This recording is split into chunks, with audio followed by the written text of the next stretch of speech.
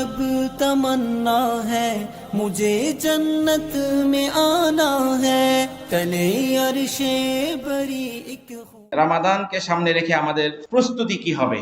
আল্লাহ তাআলা সূরা বাকারার ৯৭ নম্বর আয়াতের মধ্যে বলছেন, ওয়াতাযাওয়াদু ফাইন্না খায়রাজ যাদিত তাকওয়া। তোমরা পাথেয় গ্রহণ করো, আর সবচাইতে উত্তম পাথেয় হচ্ছে আল্লাহর ভয়। তো রামাদানের প্রস্তুতির প্রথম কাজই হচ্ছে আত-তাওবাতুস সাদিকা, সত্য মনে আল্লাহর কাছে তওবা করা। রামাদানের প্রথম প্রস্তুতি কি হবে? সত্য মনে কার কাছে তওবা করতে হবে? আল্লাহর কাছে তওবা করে ফিরত আসতে হবে। আল্লাহ, অনেক ভুল করে ফেলছি, আল্লাহ গত রমাদানের পর থেকে অনেক সমস্যা করছি, অনেক গুনাহ করছি, আল্লাহ এখন আমি আবার ভালো হয়ে যাব, আমি এখন থেকে সারা জীবনের জন্য ভালো হয়ে যাব। পারবো ইনশাআল্লাহ? আওয়াজ নাই। তওবা করতে পারবো ইনশাআল্লাহ? আল্লাহ তাআলা তৌফিক দান করেন। সম্মানিত হাজিরিন, সূরা নূরের ৩১ নম্বর আয়াতের মধ্যে মহান আল্লাহ তাআলা বলেন, ওয়াতুবু ইলাল্লাহি জামিআন আইয়ুহাল মুমিনুন লাআল্লাকুম তুফলিহুন। হে মুমিনগণ, তোমরা সবাই আল্লাহর কাছে তওবা করো। তোমরা সবাই আল্লাহর কাছে কি করো? যদি তোমরা সফলকাম হতে চাও, যদি তুমি সফল হতে চাও, আল্লাহর কাছে সবাই প্রত্যাবর্তন করো। অন্তরটাকে একদম খোলা করে, অন্তরটাকে পরিষ্কার করে, তওবা করে রমাদানের কাছে আমাদেরকে নিজেদেরকে পেশ করে দিতে হবে ইনশাআল্লাহ। আল্লাহ তাআলা আমাদের সবাইকে সেই তৌফিক দান করেন।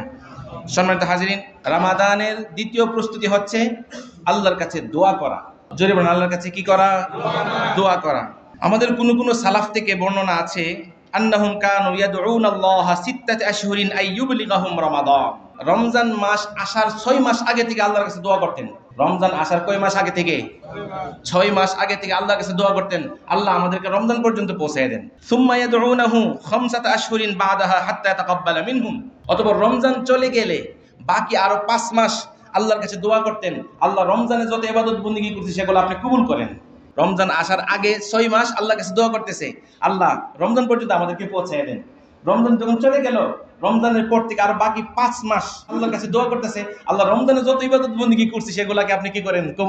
কবুল করেন। আল্লাহ রমজান পর্যন্ত পৌঁছায় দেন এবং রমজানের ফজিলত যেন অর্জন করতে পারি সেই যোগ্যতা এবং তৌফিক আপনি আমাদেরকে দান করেন। আল্লাহুম্মা আমিন। সম্মানিত হাজিরিন, রামাদানের প্রস্তুতির তৃতীয় কাজ হচ্ছে রামাদান যে আসতেছে সেই জন্য অন্তর দিয়া খুশি অনুভব করা। এটাই প্রস্তুতি। জোরে বলেন, কি অনুভব করা? খুশি অনুভব করা। খুশি আছে না নাই? মরার মতো পড়ে রয়েছে আমরা, চলতেছে রমজান, আমাদের পরিবর্তন হচ্ছে না। আমার শরীর তো পরিবর্তন পরে হবে, আগে তো অন্তরটা পরিবর্তন হতে হবে নাকি? অন্তর পরিবর্তন না হলে কি শরীর পরিবর্তন হবে? তো রামাদান আসতেছে, আমাদের এখন থেকে ঈদের আনন্দ থাকবে। মহান আল্লাহ তাআলা সূরা ইউনূসের ৫৮ নম্বর আয়াতের মধ্যে বলছেন, কুল বিফাদলিল্লাহি ওয়া বিরহমাতিহি ফাবিযালিকা ফালইফরাহু। হে নবী, আপনি বলে দেন, আল্লাহর দয়ায়, আল্লাহর অনুগ্রহে যেন মুমিনরা আনন্দিত হয়। তো রমাদান যে আসতেছে এটা আল্লাহর অনুগ্রহ কিনা? বলেন, আল্লাহর অনুগ্রহ কিনা? মুমিনরা কি হবে? আনন্দিত হবে না? মুমিনরা আনন্দিত হবে। সম্মানিত হাজিরিন, রমাদানের চতুর্থ প্রস্তুতি হচ্ছে পূর্বের যে কাজা রোজাগুলো আছে সেগুলাকে শেষ করে আগামী রমাদানের জন্য প্রস্তুতি গ্রহণ করা।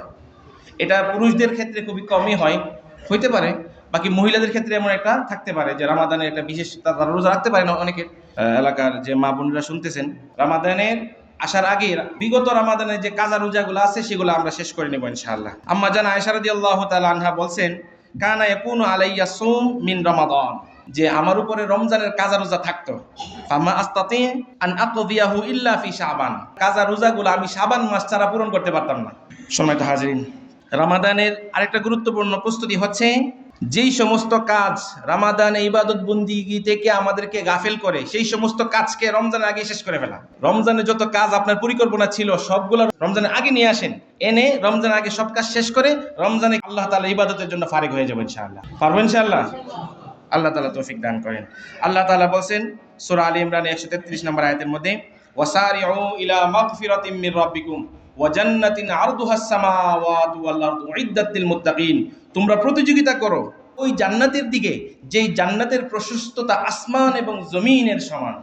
সুবহানাল্লাহ। যেন রমজান আসতেছে আমাদেরকে জান্নাত দেওয়ার জন্য, তো আমাদের ইনশাআল্লাহ প্রস্তুতি গ্রহণ করতে হবে। সম্মানিত হাজিরিন, রামাদানের ৬ নম্বর প্রস্তুতি হচ্ছে রামাদানের ফজিলত বিধি বিধান সম্পর্কে অনেক বই পাওয়া যায়, অনেক কিতাব পাওয়া যায়। আপনার লাইব্রেরিতে গেলেই পাবেন রমজানের ফজিলত এবং বিধিবিধান সম্পর্কে একটা বই কিনে পরিবারের সবাইকে নিয়ে বসেন। রমাদানের আগে পরিবার সদস্যদেরকে, আপনার বিবিকে নিয়ে, আপনার সন্তানদেরকে নিয়ে বসে এই আলোচনাগুলো এখন থেকে তালিম শুরু করে দিন পরিবারের মধ্যে। পারবো ইনশাআল্লাহ? যাদেরকে আল্লাহ তাআলা সামর্থ্য দিয়েছে, বেশি করে কিতাব কিনে রমাদানের উপলক্ষে তাদেরকে হাদিয়া দিতে পারি। এখন কথা কি বুঝতে পেরেছেন সবাই? বন্ধু বান্ধব আছে না অনেকে, সবাই তো বন্ধু বান্ধব আছে। তো বেশি করে কিতাব কিনে, বই কিনে রমাদান উপলক্ষে এখন থেকে আমি বিলি করতে থাকবো মানুষের কাছে। যার কাছে আমি হাদিয়া দিব সে তো বইটা পড়বে, পরে আমল করলে তার সব আমার কাছে আসবে কিনা? তারটাকে একবারে কাট করে চলে আসবে নাকি? না, কাট করে আসবে না, কপি আসবে। ওর সব তো থাকবেই, বাকি আপনার উপরে আল্লাহ তাআলা ডাবল দিয়ে দিবেন।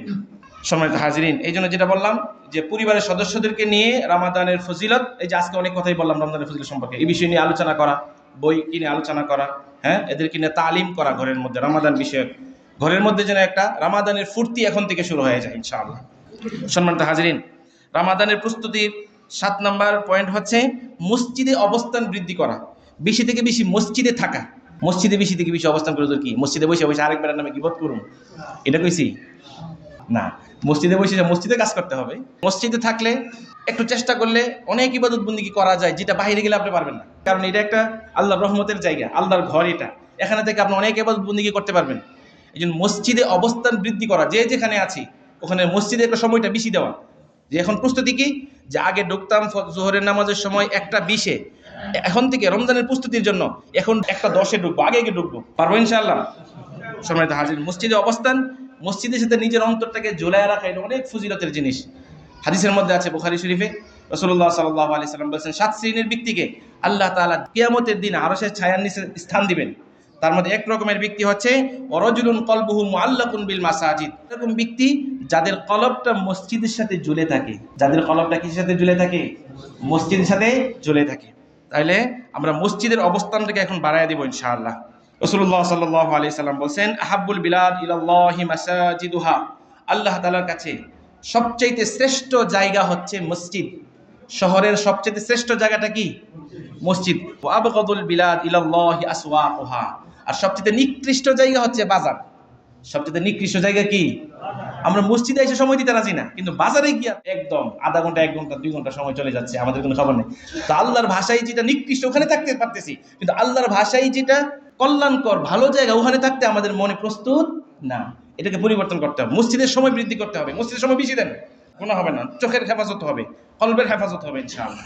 সম্মানিত হাজিরিন, রমাদানের প্রস্তুতির 8 নম্বর পয়েন্ট হচ্ছে নফল ইবাদত বন্দেগী বাড়ায় দেওয়া। নফল নামাজ বেশি থেকে বেশি পড়া, নফল রোজা বেশি থেকে বেশি পালন করা, সাদাকা, নফল সাদাকা, যাকাত তো আছে, যাকাত তো ফরজ, এটা দিতেই হবে, এটা নফল সাদাকা বেশি থেকে বেশি দিতে থাকা। মা ইয়াজালু আবদি ইয়াতাকাররাবু ইলাইয়া বিন নওয়াফিল হাত্তা উহিব্বা, নফল ইবাদতের মাধ্যমে বান্দা আমার কাছে আসতে থাকে। আল্লাহ বলছেন যে আমি তাকে পছন্দ করি, যখন আমি তাকে পছন্দ করি, কুনতু সামাহুল্লাযী ইয়াসমাউ বিহি, আমি তার কানের হেফাজত করি, আমি তার জবানের হেফাজত করি, আমি তার চোখের হেফাজত করি, আমি তার হাতের হেফাজত করি, আমি তার পায়ের হেফাজত করি। কথা কি বুঝতে পারেন? এই হাত দিয়ে, পা দিয়ে, কান দিয়ে, জবান দিয়ে কি হবে না? গুনাহ হবে না। আর হাদিসের যে শব্দ কুনতু সামাহুল্লাযী, আমি তার কান হয়ে যাই। আল্লাহ তাআলা বলছেন আমি তার কি হয়ে যাই? কান। আমি তার কান হয়ে যাই মানে কানটাকে আমি গুনাহ থেকে কি করি? হেফাজত করি।